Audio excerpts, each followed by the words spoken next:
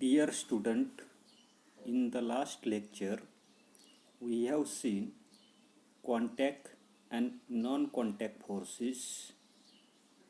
Today, we will see the next part. Try this. Take two plastic bottles with rectangular shape. Close the opening by fitting the lids tightly. या ठिकाणी आपल्याला plastic जे आहे तर त्या प्लास्टिकच्या दोन लहान चौकोनी आकाराच्या असणाऱ्या काही बाटल्या ज्या आहेत तर त्या बाटल्या त्या ठिकाणी घ्यायच्यात. काय सांगितले पुढे? Close their opening by fitting the lids tightly. त्यांची असणारी काही झाकणं जे आहेत तर ती झाकणं त्या ठिकाणी आपल्याला घट्ट त्या ठिकाणी बसवायला सांगितली. पुढे keep two small bar magnets on them and fix them neatly using a sticking step. See figure 3.3.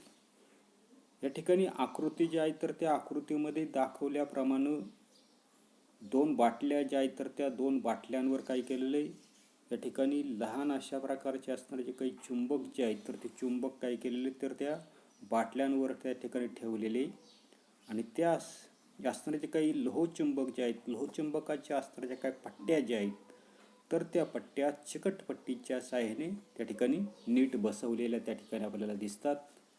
पुढे fill a big plastic tray with water and level the two bottles and leave the two bottles floating with magnets at the top. त्यानंतर या ठिकाणी असणारे जे काही मोठ्या अशा प्रकारचा असणारा जो काही आकृतीमध्ये दाखवल्याप्रमाणे असणारा जो काही प्लास्टिकचा जो काही ट्रे जो आहे तर त्या ट्रेमध्ये काय करायचे, पाणी जे आहे तर ते पाणी त्या ठिकाणी भरायचे आणि त्यामध्ये या बाटल्या चुंबक वरच्या बाजूला येईल अशा रीतीने काय करायचे आहेत, तरंगत त्या ठिकाणी काय करायचे तर त्या ट्रेमध्ये असणारे जे काही पाणी जे आहे तर त्या पाण्यामध्ये काय करायचे तर त्या ठिकाणी तरंगतील अशा पद्धतीने त्या ठिकाणी त्या काय केलेले त्या ट्रेमध्ये सोडलेले आहेत. पुढे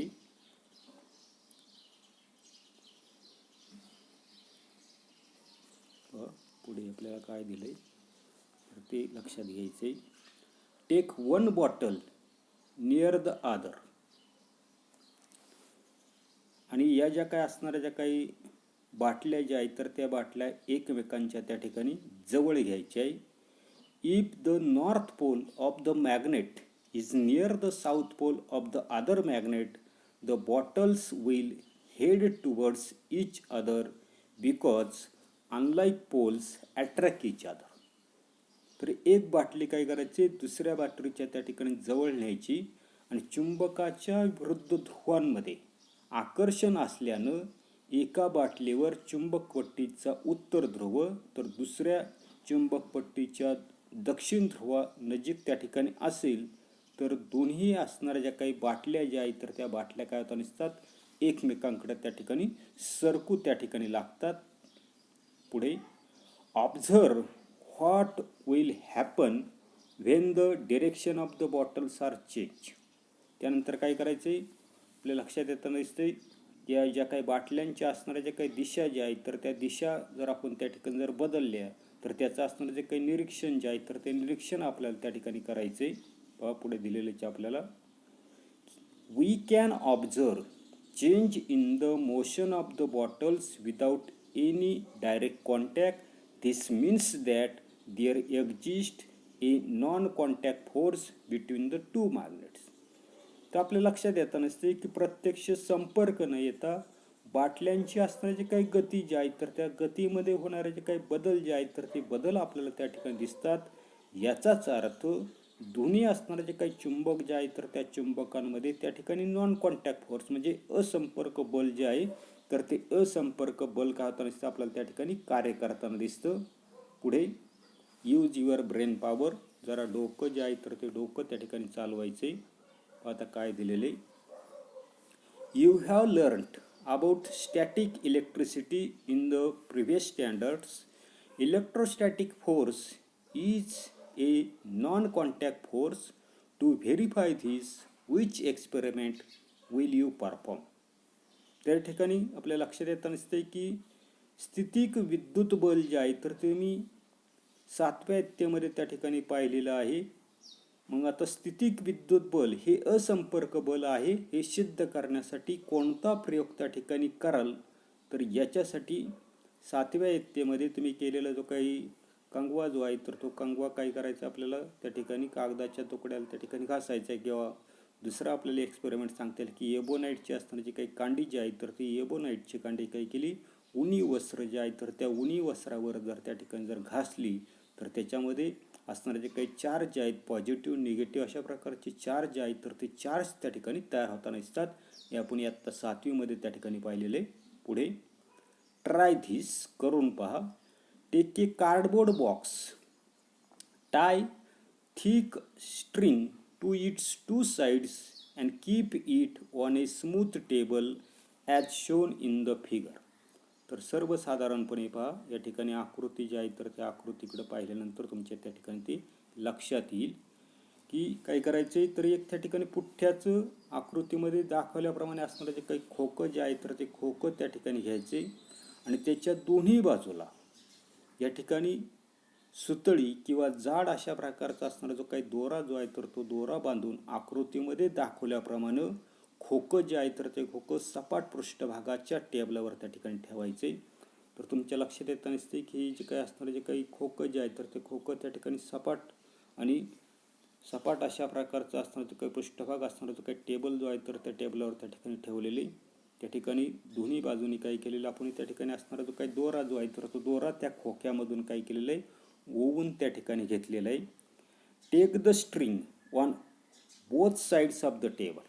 तो जो असणारा जो काही खोकं जे आहे तर त्या खोक्यामधून काय केलेलं बरोबर तो असणारा जो काही दोरा किंवा सुतळी जी आहे तर ती सुतळी काय केली आपण बरोबर दोन्ही बाजूनी त्या ठिकाणी त्या खोक्याच्या त्या ठिकाणी येईल. तर अशा पद्धतीने काय केलेलं आपण त्या ठिकाणी तो दोरा जो आहे तर तो दोरा त्या खोक्यामधून काय केलेलं आहे, ओवून त्या ठिकाणी घेतलेला आहे. पुढे tie 2 pins to the 2 ends. त्याच्यानंतर हा जो काय असणारा जो काही दोरा जो आहे तर तो दोरा त्या ठिकाणी काय केलेलं ते असणारी काही पारडी जी आहेत तर ती दोन्ही बाजूला काय केलेली तर त्या दोऱ्याच्या दोन्ही बाजूला आपण काय केलेली ती टांगलेली आपल्याला त्या ठिकाणी दिसतात. किंवा त्या ठिकाणी ती पारडी जी आहेत वजनाची असण्याची काही पारडी जी आहेत तर ती पारडी आपल्याला त्या ठिकाणी काय केली दोन्ही टोकांना त्या ठिकाणी आपण बांधलेली. पुढे tie weighing pans to the 2 ends, keep equal mass in both the pans. जे सर्वसाधारणपणे या ठिकाणी काय केलेले पहा की आपण काय केलेले की ते असणारे जे काही दोऱ्याचे असणारे जे काही 2 टोकं जे आहेत तर त्या दोन्ही टोकांना त्या ठिकाणी समान अशा प्रकारची वस्तुमानाची पार्टी जी आहे तर ती पार्टी त्या ठिकाणी बांधलेली आणि दोन्ही पार्ट्यामध्ये एकाच वस्तुमानाच्या असणाऱ्या ज्या काही वस्तू ज्या आहेत तर त्या वस्तू आपण त्या ठिकाणी काय करणार आहे, ठेवणार आहे. पुढे the box does not move on the table. जे समान वस्तुमानाचे असणारे जे काही मास जे आहेत तर ते मास जर त्या ठिकाणी पॅनमध्ये जर ठेवलं तर आपल्या असं लक्षात येताना दिसतंय की ते असणारे जे काही पारडं जे आहेत पॅन्स जे आहेत तर ते पॅन्स आपल्याला त्या ठिकाणी स्थिर राहताना दिसतात. ते म्हणजे सर्वसाधारणपणे त्याची हालचाल जी आहे तर ती हालचाल आपल्याला त्या ठिकाणी होताना दिसत नाही. If more mass is kept in one of the pens then in the other the box starts moving in the direction of that pan.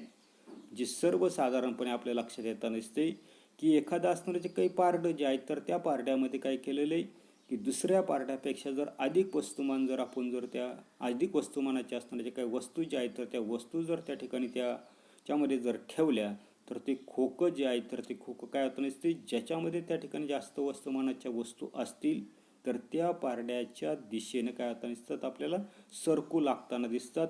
उदाहरणार्थ या ठिकाणी आपल्या लक्षात येताना दिसते की हे जे काही पारडे जे आहेत तर ते पारडे या ठिकाणी खाली सरकताना दिसते. याचा अर्थ हे जे असणारे जे काही पारडे जे आहेत तर त्या पारड्यामध्ये काय केलेले जास्त वस्तुमानाच्या ज्या काही वस्तू ज्या आहेत तर त्या वस्तू त्या ठिकाणी ठेवलेल्या आहेत आणि त्याच्यामुळे त्याच्या दिशेने काय होताना दिसते ते असणारे जे काही बॉक्स जे आहेत तर ते बॉक्स काय होताना दिसतं आपल्याला सरकताना त्या ठिकाणी दिसतं. पुढे if more mass is kept in one of the pans than in the other, the box starts moving in the direction of that pen, equal gravitational force acts on both the pans when equal masses are kept in them. जे सर्वसाधारणपणे या ठिकाणी आपल्या लक्षात येताना दिसते की असणारे जे काही एखादं असणारं जे काही पारडं जे आहेत तर त्या पारड्यामध्ये काय होताना दिसते, एक समान असणारं जे काही वस्तुमान जे आहेत तर ते वस्तुमान असताना दोन्ही असणारे जे काही पारडी जे आहेत तर त्या पारड्यांवर समान गुरुत्वबल जे आहे तर ते गुरुत्वबल त्या ठिकाणी काय होताना दिसते, कार्य करताना दिसते. म्हणजेच खोकं जे आहे तर त्या खोक्यावर काय होताना दिसते, संतुलित बल जे आहे तर ते संतुलित बल ज्या वेळेला लावली जातात ती विरुद्ध दिशेने असल्याने त्याचं परिणामी बल जे आहे तर ते परिणामी बल त्या ठिकाणी शून्य होताना दिसतं आणि खोकं जे आहे तर ते खोकं आपल्याला त्या ठिकाणी हालचाल दिसत नाही.